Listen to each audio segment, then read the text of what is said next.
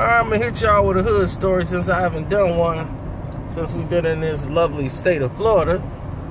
Might as well hit y'all with one. It's another. This is outside of the. I think this is outside of Grove Heights. I was still living there, but I don't want to drop names on this one. So, one of my boys who I'm cool with, you know what I'm saying, we do a lot of stuff together. You know, as far as hanging out, you probably seen him on a couple of photos of me and couple of my videos. You know, this is my right-hand man. If he had a problem or a situation, you know, it was handled. And I mean, he ain't had nothing crazy like that, like saying he needed some money, saying he needed this or he needed that. But what happened is he started to become like one of the needy people, you know? Like they only call you once a month when they need some money, you know? And it's like, dude, it's like if you don't want to take their calls because every time you call them, it's like a story. You know, it's like, dude, like, for real? Like, I don't mind helping my guy out, but it's like, now I'm taking care of you. And it's like, whoa, I understand, dude. If you ain't, what's the problem? I'd rather find out what the problem is so we can come up with a solution so you don't have to keep coming to me every 2-3 months. Yay, man. I'm just saying, man. I want to see how you was doing. Man, I wish things was good for me. What is going on with you? You know, that's what a friend would say. What's wrong? What's going on? How can I help stop this? Because as a friend, that's what you want to do. So, right away, he said, man, I'm losing my crib. I ain't got no money coming in, you know, and I don't know what to do. So naturally, I said, you know what? How far are you behind on your crib? Because people seem to always come to you when it's already too late. So now, instead of doing what he's supposed to do, like what's going on at his job, he decided that he was just gonna move and take a payday loan from his job and go on over here and move to this new spot. And I'm like, why would you just do that? If you're going to get a payday loan and then take the money I gave you, you could have just stayed at the place you was at. So he used the payday loan to move, but he still owed money in the old crib. So now I'm like, dude, you just created a whole new problem. So anyway, push come to shove, he's fighting with these people over money he owed, and basically I got to pay that. It's like, dude, I can't fight all these wars and then pay all my bills. So now he feel a certain way against me. So he befriends somebody who I don't talk to no more because I cut them off. And, you know, the other guy, yeah, man, you see, that's what I be talking about, man. He talking down to us, man, like he better than us. You see what I'm saying, man? That's the same thing he did to me, man. He talking down to me. And I was like, I'm talking down to you because some people are down. I don't know. But I wasn't talking down to him. He just wasn't used to be talking to him like that. And I was like, who are you that I can't talk to you like that? I'm talking to you real. And that's because dude was a slime ball. You know, and you'll find out in this story. So while dude getting himself together, you know, he still got the problem with he's fighting with the other landlord. He comes up with the idea that, hey man, I should move in with you. That way, now that I moved in with you, we can sit up here and we can make this, we're gonna make this run together. Meaning that we gonna both have this crib and we both gonna pay the rent. And we gonna pay all the bills. And be me and you, that way you ain't all the weight on you and all that. So he's like, all right, cool. You know, you sleep on the couch, bet. Next thing you know, he started dating a chick. And this girl come over there. And everybody's nothing to it, right? The girl coming over. All of a sudden, the girl that he hooked up with is always hanging with him when he go to work. Then he calling him to find out what time he coming home. And all this stuff, like, what time you coming home today? Are you on your way, man? Can you stop by the store, pick me up something?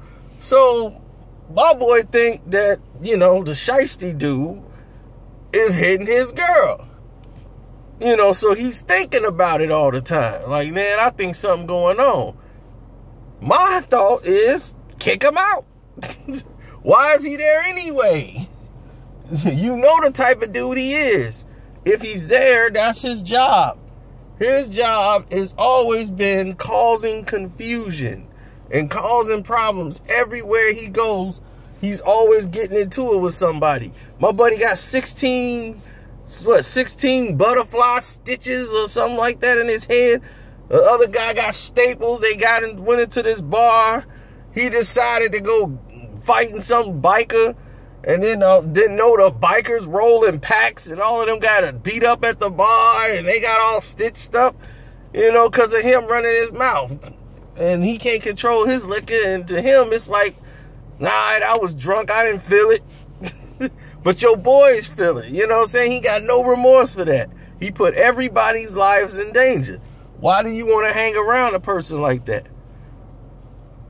And that's pretty much how I talk to him, because his brother is the only reason I deal with him. Because I knew his brother, and I knew how his brother was. He's trying to be what his brother was.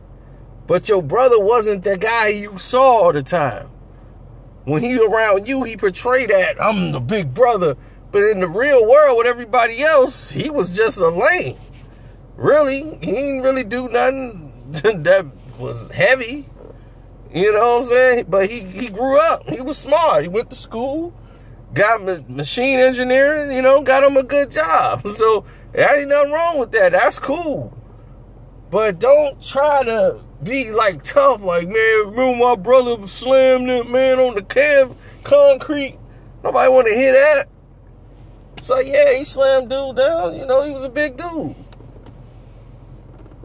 But that holds no weight here. So anyway, he think dude banging his girl. So come to find out that they weren't sleeping together. She was actually telling the truth, but she got tired of him accusing her. So what he did was, she was like, you know what? I'm going to make it look like we slept together. Which is dumb. I'm like, why would she come up with an idea like that? That's just real stupid. So she wanted to play a game and have him run out the house.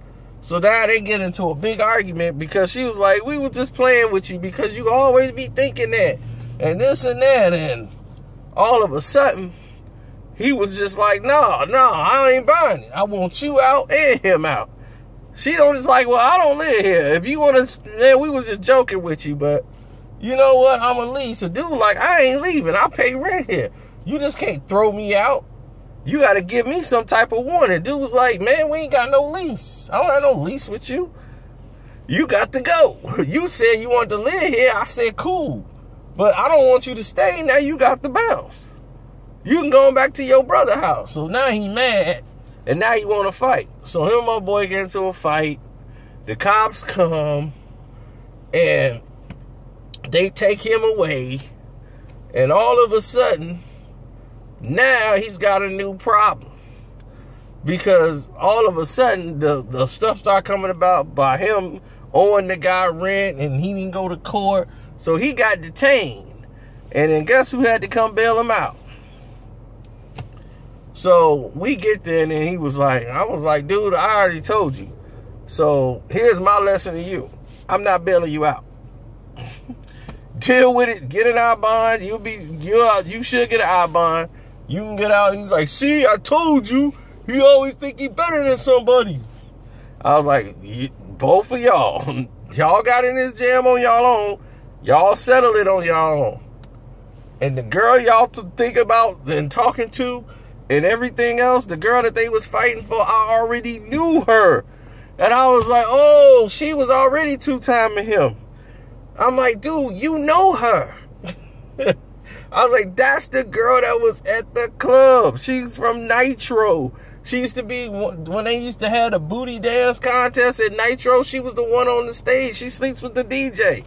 This is like, she come up there to get people to come to the thing, to get people to show up. He used her and her drunk friends. I'm like, she probably still screwing the DJ. He was like, that is her, and I've been dating her all this time. I'm like, hey, that's on you. So I'm like, the person you think you're screwing her, she ain't gonna screw him. He ain't got no money. So I'm like, that ain't her game. She gonna mess with people who got money. Or, you know, and I don't even know what she was doing with him, because he damn sure was not making a lot of money. But he looked like he had money. So I guess she was a situation stuck. So she was, you know, they got out. He talked to her like, you still mess with that DJ? She was like, he my sponsor. He was like, sponsor? I was like, oh, let me explain to you. That means he takes care of her. He keeps her hair done, the nails done, keep her looking pretty, put her out on the strip. It's just another word for pimp. Okay? That's his property. He pays for that. So, you can't match it. Just let her go. It ain't nothing serious. So, after all this, he goes back to the house. He gets into it with her. They get into a fight. He just got out of jail. Not him and her getting into a fight. So, the DJ shows up. And now the DJ comes in his car. Go and grab some out the car. Come on, come on, come on. You want to mess with my girl, man? You want to mess with... That's mine. That's my girl. Then why is she over here dating this man? So he was like, look, man, this ain't got nothing to do with you. I'm like, you right. It ain't got nothing to do with me. Matter of fact, I'm going to the crib. Y'all got this. I'm out. I don't do this domestic reality show crap. So after the situation was over and everybody left, he come calling me, man, why you leave like that? Because now people looking at me all crazy. I'm like, what you mean? He was like, because the DJ guy, man, she was finna leave with him. And I threw something at him, man. I bust his window. And it cracked it. And now they talking about, I got to go pay for a window. Or they going to call the police. And all this. And I'm like, dude, that's your mess. You got into it. I'm out. I'm not bailing nobody out. I'm not signing no I-bonds. I'm not doing any of it. Y'all got in this jam. Y'all get yourselves out. So his boy come over there. He comes up with a master plan. He said, you know what? Forget your job. We finna get money, and I'm gonna show you how to get this money. He was like, how we gonna get this money? He's like, don't worry about the money. We finna get big money, man. You know what? That broad need to go. She coming in between us. We boys. And I told you about Kev, man. Told you about him. He looking down on us. He ain't gonna do nothing for you. He love it when you go to jail. He keep telling you don't go just because to rub it in your face. But this what we gonna do. See that currency exchange? We gonna rob that. Me and you. I'm a bad influence. I'm trying to get money. So, right away, his grand scheme was, let's rob the currency exchange, but let's not just rob it. This is what we're going to do. After we get the money out the currency exchange, we're going to actually not run away. This is his strategic plan. I like to always be alert, especially when I'm being out of town.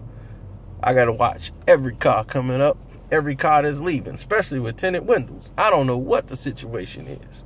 So I'm on alert 24/7. Now back to the story. So their plan was, let's rob the currency exchange.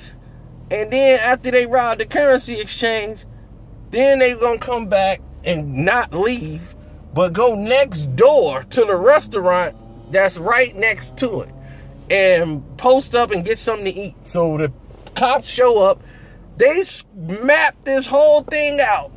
And the whole thing was, let's go ahead, get this done, rob it, go next door, order something to eat, and chill out. And then the cops will just leave. It's a foolproof plan. It can't go wrong. So, obviously, my boy is upset. You know, he's beside himself because he got a job. He don't really want to do this. So he ain't going. At the last second, when they was talking about doing it, he's like, I can't do it. So the other guy, who was his roommate, decides, you know what? I'm going to do it myself. And he goes off to do it himself. And when he did that, he going in there to do the job. He pop in by himself. It's only one security guard. He finna come in there and rob the place, stick it up or whatever. While he's in there, my boy decided to get a change of heart and go running up in there to back him up. So now the whole plan is screwed up because he shows up when he ain't supposed to be there. So he show up like, hey, they like, whoa. So now the security guard and him, the security guard grabs him. And now he got to fight the security guard off of him. Then people trying to get up to help the security guard. It was a big old mess. Next thing you know, a gun got fired. Foul! Shot in the air. The people hit the floor. They get the money. Run out of the place. And he trying to tell my boy, hey, man, what you doing? And he just break. So he stuck to the plan. He was, all right, well, he just going to get caught. He goes into the restaurant, orders something to eat, sit down. He has no mask on now. He took the mask off. And he's ordering his food. Sitting there, he's eating. The cops show up. They interviewing people, asking what happened. He's sitting there eating his meal. And then it was like, it's two of them. One went that way. And then everybody else is like, I don't know what happened with the other guy.